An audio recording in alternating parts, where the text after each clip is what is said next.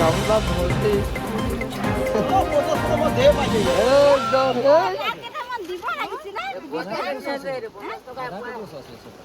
একদম আধা কেজি 400 গ্ৰাম হৈ যাব পুৰা। দুটা দি দিয়া মানুহখিনি প্ৰথমত আগতে পানী সোমাই দিয়ে এইবিলাক জেগাত। আমাৰ ইয়াতে সোমাই সেইফালৰ পৰা আহি আমি আকৌ বস্তুটো নেপাওঁ কেলে নাপাওঁ এতিয়া কি কথা এতিয়া নাজানো আৰু।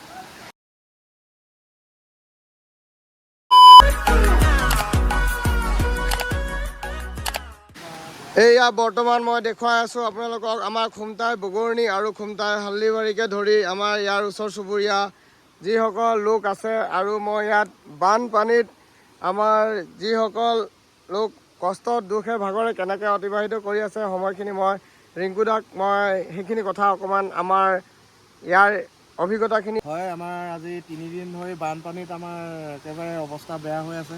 আজি ৰাস্তা পদূলিও আমাৰ ডুবি আছে আৰু যাবলৈও আজি ব্যৱস্থা নাই আমাৰ যাবৰ কাৰণে। ৰোৱাও ডুবিলে। আমাৰ গাঁৱৰ মানুহৰ বহুত কষ্ট হৈছে আৰু কষ্ট মানে এনেকুৱা হৈছে আজি ভাত সাজ বনাই খাবলৈও জেগা নাই, এনেকুৱা এটা পৰিস্থিতি হৈছে আমাৰ।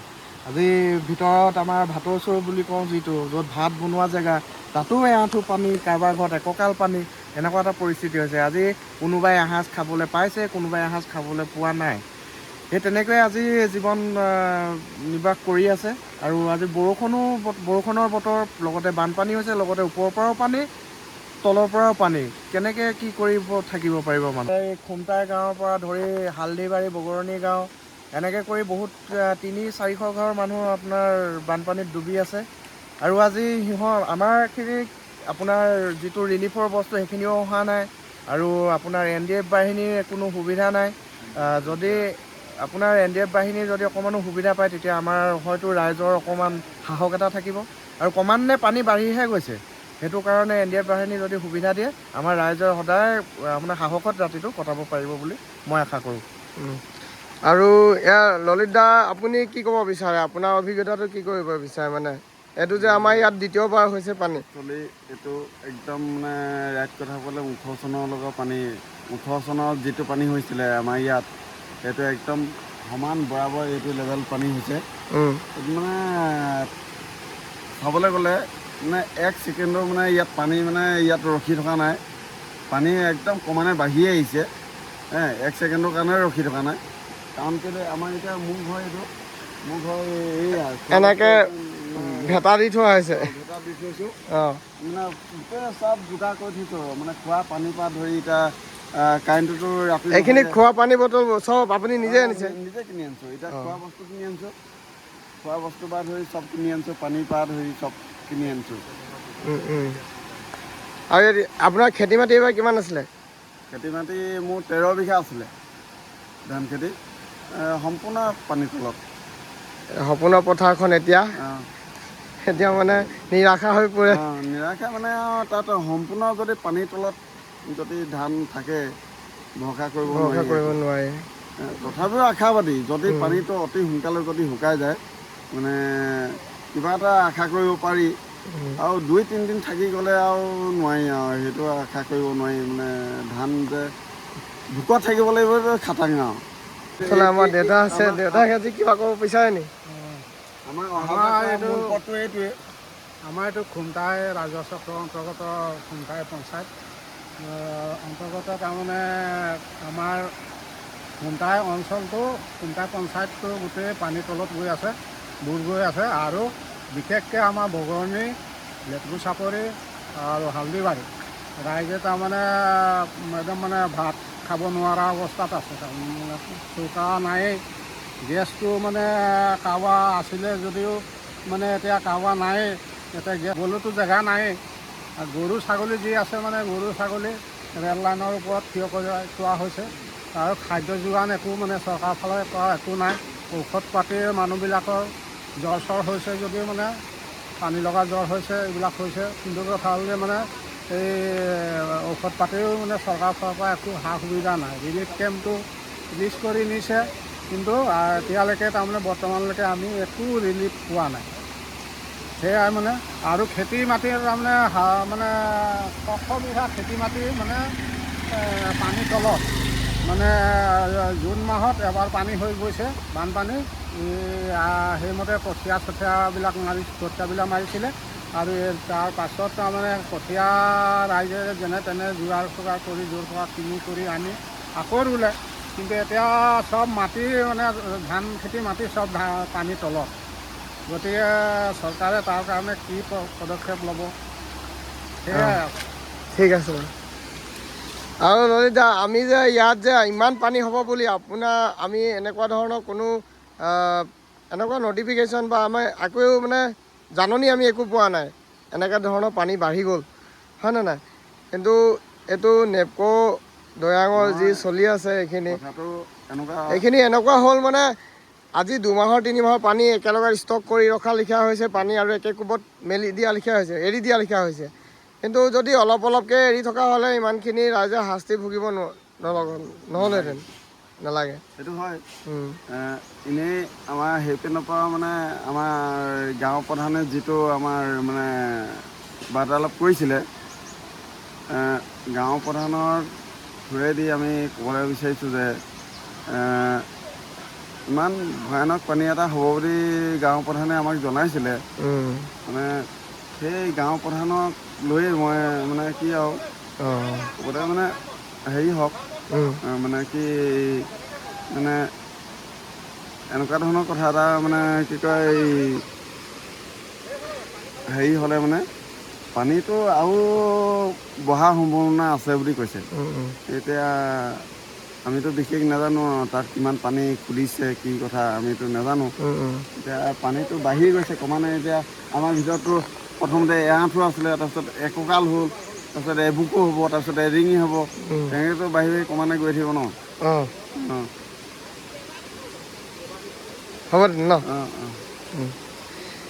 এতিয়া আমাৰ খুৰী আহি আছিলে ঘৰৰ পৰা খুৰী আপোনাৰ ঘৰত এতিয়া পানী কিমানকৈ পালে মোৰ ঘৰত পানী ঢেৰ সোমালে এতিয়া বৰ ঘৰত এতিয়া ভাত চাত বনাবও নোৱাৰি আৰু পানী ঢেৰ সোমালে আৰু খেতি পথাৰ আমাৰ এতিয়া একেবাৰে মানে কিনি কৰি ৰুইছিলোঁ এতিয়া পানীত একেবাৰে মানে শেষ হ'ল আৰু কঠীয়া কিনি কৰি ৰুলোঁ ৰিলিফৰ বস্তু কিবা খবৰ খাতি পাইছেনে আজি কেইবাদিনো হ'ল একো খবৰ খাতিও পোৱা নাই মানে একো দিয়াও নাই আজি 2 দিন হ'ল 2 দিন মানে কেইবাদিনো হ'ল পানী সোমোৱা বাৰু আগৰ পৰা সোমাই আছিলে আমাৰ সোমাই আছে কিন্তু প্ৰথমত আমাৰ এইডোখৰ মানুহখিনি প্ৰথমত আগতে পানী সোমাই দিয়ে এইবিলাক জেগাত আমাৰ ইয়াতে সোমাই সেইফালৰ পৰা আহি আমিয়ে আকৌ বস্তুটো নেপাওঁ কেলে নাপাওঁ এতিয়া কি কথা এতিয়া নাজানো আৰু ঠিক আছে বাৰু সেইখিনি সুবিধা আহিলে আমি গম পাম বুলি আশা থাকিলে আশা কৰিছোঁ আৰু কিবা এটা আমাক যেন চাব আৰু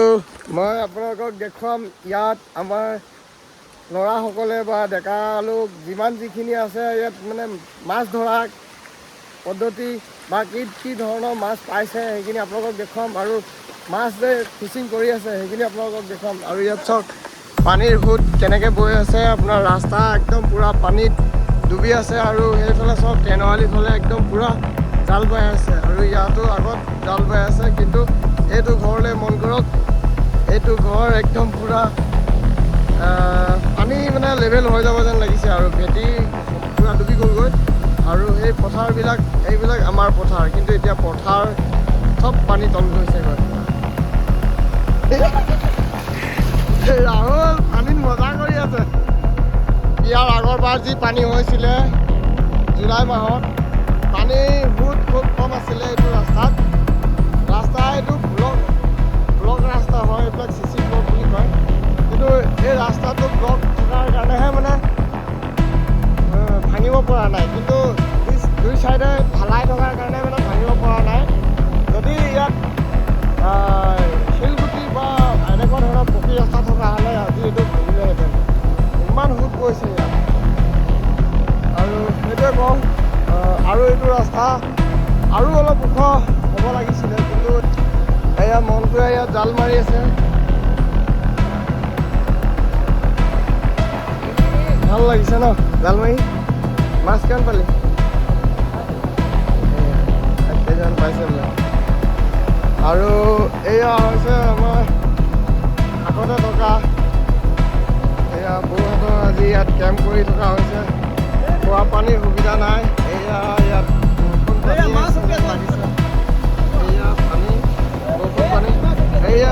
এতিয়া আছে এই মাছৰ মাছ এতিয়া আছে এই গ'ল মাছ গ'ল আৰু এইটো কেম্পত এতিয়ালৈকে আপোনালোকে সুবিধা কিবা পাইছে নাই হা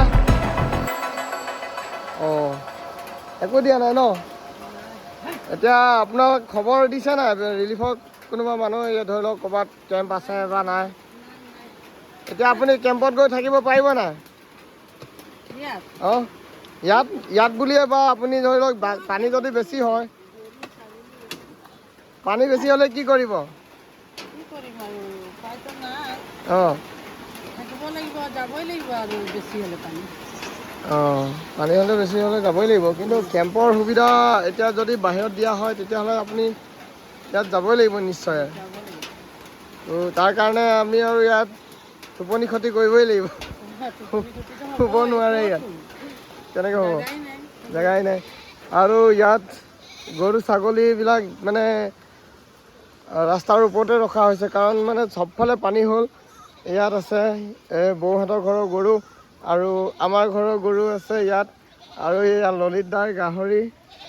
ললিত দাৰ গাহৰি এইখিনি আমাৰ গৰু ইয়াত ৰাখিছোঁ আৰু এয়া হৈছে ট্ৰেইন লাইন যিটো ট্ৰেইন লাইন আমাৰ নুমলীগড় ৰিফাইনেৰীলৈ যায় টেংকাৰবিলাক যায় এয়া হৈছে ট্ৰেইন লাইন আৰু মই আপোনালোকক দেখুৱাম ইয়াত কেনেকৈ মাছ ধৰি আছে সেইখিনি দেখুৱাম এয়া দেখিছে দাই কি কৰি আছে দাই ক'ত জাল লগাই আছে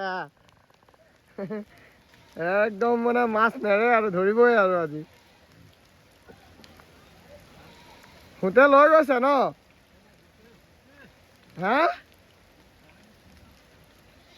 আহক আৰু আপোনালোকক দেখুৱাম ৰ'ব এয়া চাওক কি ধৰণে ইয়াত দলং দিয়া হৈছে দলং দি ইয়াত মাছ মৰা চিষ্টেম কৰি লোৱা হৈছে চাও এয়া বৰ্তমান ভাঙিলে এইবিলাক চিমেণ্ট খোৱা হেৰি কি কয় টকা দিয়াৰ কাৰণে ভাঙি গৈছে ডাঙৰ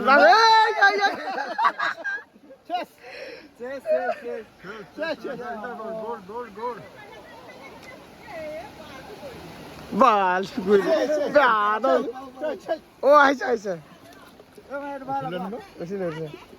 একদম এইয়া আমাৰ বাই আহিলে ক'ৰ পৰা আহিলে মাছ লৈছে দেখোন এইফালে চাইকেল লৈ যাব লাগিছিলে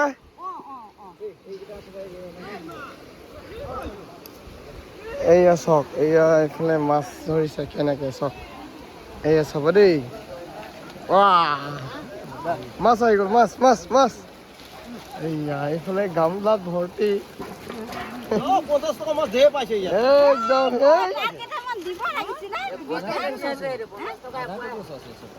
একদম আধা কেজি 400 গ্ৰাম হৈ যাব পুৰা দুটা দি দিয়া দুটা দি দিয়া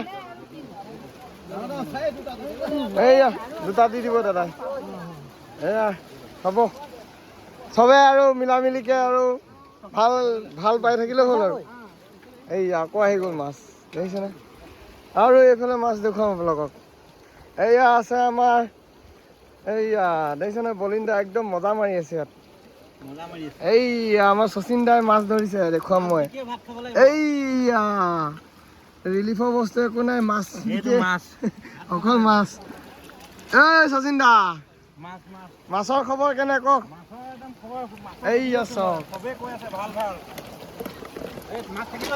থাকি গৈছে এই চাব মাছৰ জালৰ লগতে গুচি নাযাব এয়া বলিন দা আপুনি জাল টানিছে নে কি কৰিছে খাবই লাগিব এতিয়া ৰিলিফৰ বস্তুৱে দিয়া নাই আমাক এয়া ৰিংকু দাই জাল কেতিয়া ইয়াত টানক এই মাছ জপিয়ালে এইয়া আহিছে মাছ আহিছে